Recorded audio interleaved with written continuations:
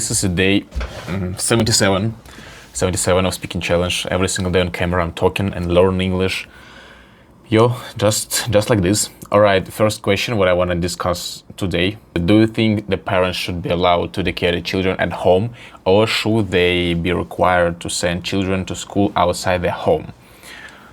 Definitely, parents should be allowed to decare the children at home. I think parents should be allowed to do whatever they want with the children, because this is their kids and their personal decision how to raise them. We're not supposed to force them to make them send children to school. This is personal decision. But I would prefer to send the children to school where they can be surrounded by people and grow in a real society and communication with other kids. It will definitely help them to evolve. What does the female student think about the parking fee increase?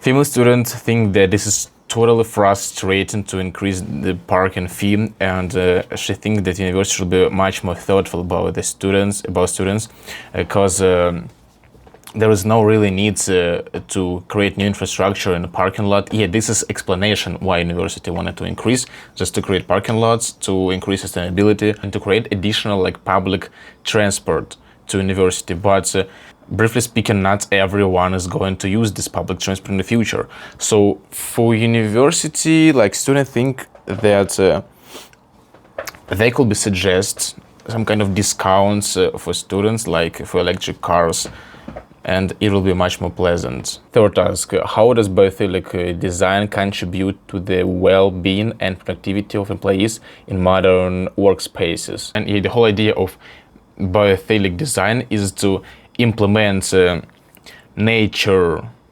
into workspace environments, into the office, when you see the real green plants, the water sources, the fresh air you can breathe, and the elements of real nature into the office, into the place where people work. It can definitely increase productivity of real people, enhance the desire just to be in this environment and to continue working, and reduce stress, definitely. Last task, how do business incubators and accelerators contribute to the growth and development of startups? Incubators, they will be helping startups to grow in the very beginning.